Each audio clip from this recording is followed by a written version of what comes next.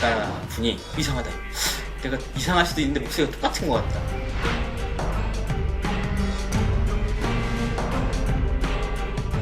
누구나 범죄자를 만들 수 있는 범죄 업무 대기소를 만드는 거죠.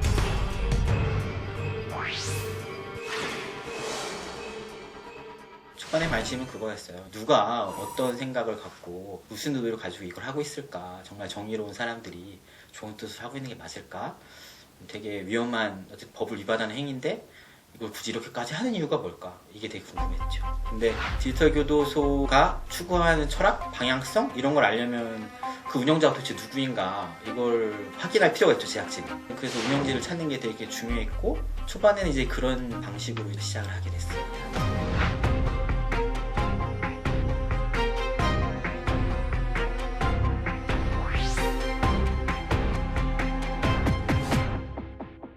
5월에 성착취 동영상물에 관한 프로그램 제작할 때 저희 팀한테 자기가 신상 공개하는 인스타그램 엠번방에 소유주고 내가 많이 아니까 알려드리겠다고 그 엠번방 운영자라는 이름 밝히지 전혀 않았고 사람으로 제보가 왔었고, 두 번째는 마약에 관한 아이템을 저희가 또 하게 되는데 8월 초순 이때쯤이었을 거예요. 그 전 세계가 누군지 안다며 또 제보를 해온 사람이 있었어요. 이 두 번째 마약왕에 대해서 전 세계에 대한 정보를 제공할 때는 자기 소속을 나는 이름을 김모씨, 이름을 밝혔어요. 김모씨라고 밝히면서 당신은 누구세요? 물었을 때 난 디지털 교도소장님하고 같이 일하는 사람이에요. 이 분이 지금 이 마약 쪽에 관심이 많아서 마약 범죄자들 쫓고 있죠. 이런 취지로 두 번을 제보하게 되는 거죠. 디지털 교도소를 막 취재하고 있는데 5월에 제보한 사람이 이걸 운영한 사람이 맞겠구나. 이건 일치를 했죠.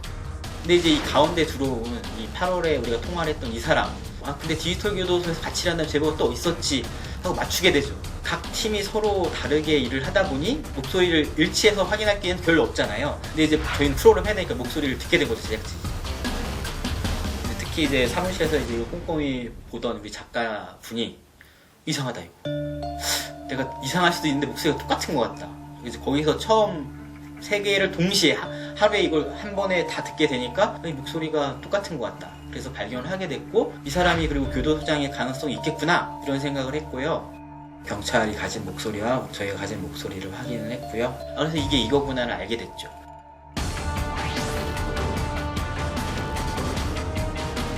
이 사람은 왜 첫 번째는 자기가 마약의 세계에 있으면서 마약 세계를 알려준다고 제보를 했을까? 두 번째는 그 성착취 동영상물이 어떻게 유포되고 만들어졌는지 그거에 대해서 자기가 제보한다고 했을까? 세 번째는 어떻게 디지털 교도소나 주홍글씨나 신상공개 사이트들의 문제가 있다고 제보를 한 거니까 세 카테고리 범죄에 대해서 다 얘기를 하고 싶다고 얘기를 한 거거든요. 제 이건 사견인데 쉽게 어둠의 세계라고 할게요. 범죄를 저지를 수 있는 지점에 있는 세계에 발을 들이고 났을 때 가끔씩은 밝은 세계를 동경하지 않았을까?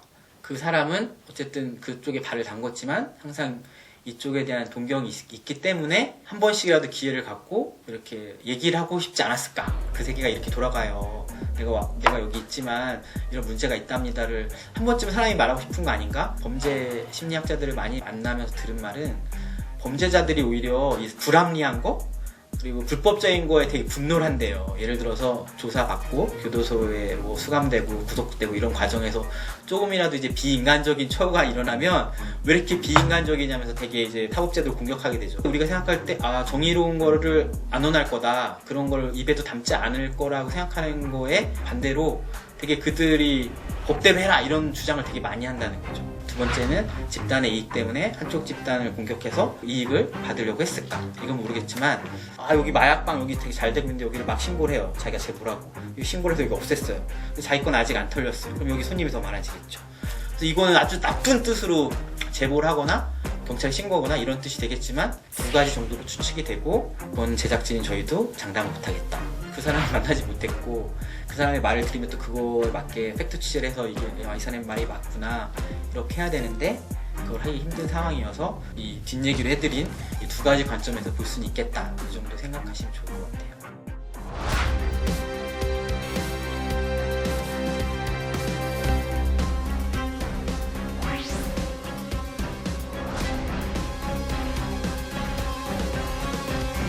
디지털 교도소가 누구한테 뭘 내리고 뭐 한다고 돈을 받은 적은 없는 것 같아요. 그러면 디지털 교도소와 관련이 있다는 이 주홍글씨, 이 텔레그램 자경단에서는 어땠을까? 어떤 사람은 전자화폐를 달라고 하는 사람도 있었고 또 어떤 사람 자기 월급을 100% 달라고 했던 이렇게 말을 하는 사람들이 있었죠. 몇몇 사례는 있는 걸로 보이나 조직적으로 돈을 이렇게 만들어서 경제적 이익을 취하려고 하는 단계까지 발전했냐고는 볼 수 없다, 아직은.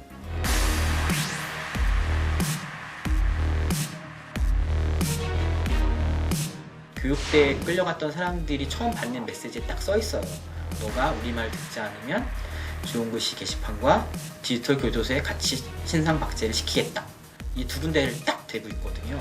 주홍글씨 게시판에만 올립니다도 아니고 디지털 교도소에만 올립니다도 아니고, 그래서 두 군데가 반드시 관련이 있다 이렇게 생각을 해서 취재를 했는데, 주홍글씨 운영진이라고 추측되는 사람에게 질문을 했죠. 텔레그램 내로만 대화를 했는데 전혀 관련이 없다, 도와준 관계라고 증언했어요. 주홍글씨 쪽에서는 디지털 교도소를 만든 사람이 연락을 해왔길래 자료도 주고 조언도 좀 해주고 텔레그램으로 대화를 했다, 잘 아는 사이가 아니다, 딱 선을 그었고, 디지털 교도소장도 김모 씨란 이름으로 마지막에 저희한테 이제 제보를 하면서, 근데 디지털 교도소가 어떤 데예요? 라고 물었을 때 그때 쫙 설을 풀어요. 디지털 교도소는 주홍구 씨랑 같이 운영을 하고 있고, 1기 운영자가 지금 박광영 잡으러 사라졌는데 2기 하고 있잖아요. 그 2기도 주홍구 씨 사람이 하는 거고요. 이런 식으로 쫙 저희한테 제보를 하죠. 근데 그거를 볼 때 진실일 수도 있고, 내가 잡힐 위험에 속하니까 이제 내가 한 게 아니고요, 쟤네가 했어요, 쟤네가 다 알아요 라고 이제 말을 하는 걸 수도 있고 한데, 그럼 주홍구 씨는 왜 디지털 교도소와 친하게 지내느냐? 그건 이제 유출하면 이럴 수 있죠. 어떤 교육 대상을 딱 특정을 했을 때 너를 텔레그램 방 안에 있는 주홍구 씨 게시판에 넌 신상박제가 돼, 이렇게 말했을 때 담당한 사람들은 하든 말든 그게 뭐야? 한 번 들어본 적이 없는데? 그래서 많은 사람이 그냥 그 피해를 안 당하고 나올 수 있었을 수도 있어요. 근데 디지털 교도소라는 게 같이 들어가는 순간 뉴스로 유명해졌고, 그거는 그 일부 젊은 층이나 일부 사람들이 아는 그 SNS 방이 아니고 홈페이지란 말이죠. 누구나 들어갈 수 있고 어른들도 볼 수 있고, 훨씬 누군가를 협박하기엔 되게 좋지 않았을까. 되게 둘이 엄청나게 친밀하게 지낸 것 같은데 어느 정도까지 서로 관여하고 있는지는 정확히 알 수는 없다. 수사를 해봐야 알 수 있다 하는 정도죠.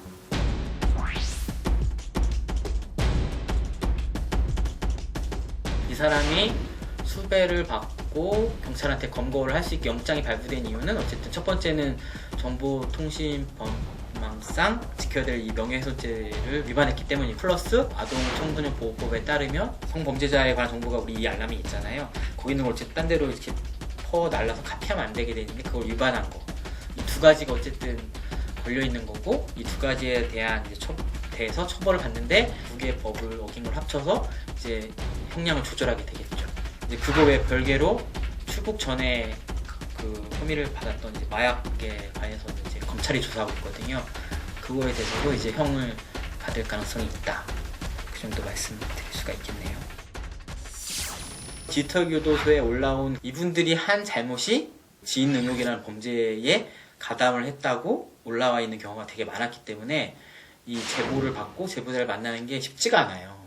디지털 교도소에 시작해서 더 큰 문제는 이 교육대라는 곳에서 교육을 받으면서 일어나는 비인간적인 문제들인데, 이 일을 당한 사람들이 처음에 시작의 지점에 이 비도덕적인 부분이 있게 되죠. 비도덕적인 일을 한 사람들이 뭔가 피해를 당한 것처럼 보일 가능성이 너무 높기 때문에 되게 조심스러운데, 일단은 결심을 한 이유는 당연히 나쁜 거예요.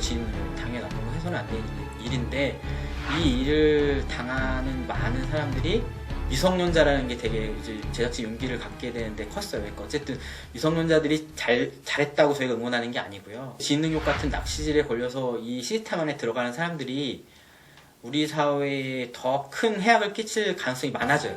예를 들면은 우리나라 곳곳에 CCTV가 있고 눈으로 보이는 곳에서 강력 범죄가 이루어지는 일은 이제 점점 힘들게 됐어요, 사회가. 근데 이 사이버 세계는 그게 없어요. 블랙박스도 없고 CCTV가 없죠. 특히 익명으로 다 일어나고 있고. 근데 이들이 하는 짓은 익명성을 가장해서 누구나 범죄자를 만들 수 있는 범죄 업무 대기소를 만드는 거죠. 마약이나 뭐 성착취 동영상이나 이런 일들 할 때 되게 위험한 일이기 때문에 그 일을 잘 아는 사람들이 계속 할 수밖에 없어요. 근데 신상을 이제 무기로 해서 익명으로 어떤 일을 다 시킬 수 있는 구조를 만들어 놓으면 이 범죄를 구동하려는 사람들은 너무 편한 거죠. 내가 이 일을 해야 되는데 전과도 없고 법에 접촉될 만한 일을 한 적이 없는 그런 사람들이 범죄인을 대신해준다. 마약을 배달해주거나 불법 도박 사이트에 홍보를 해준다거나 뭐 이런 일들을 되게 가능한 구조로 만들어 놨다는 거죠, 이들이.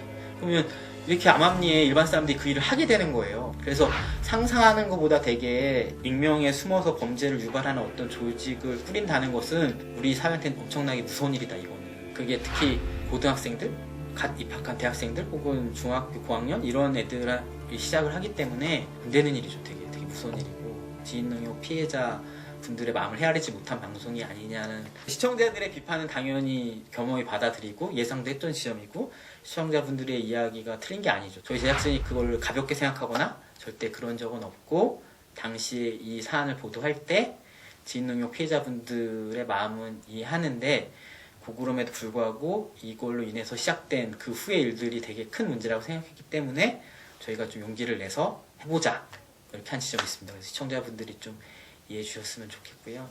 지인능력 문제도 반드시 없어져야 될 문제라고 생각을 합니다.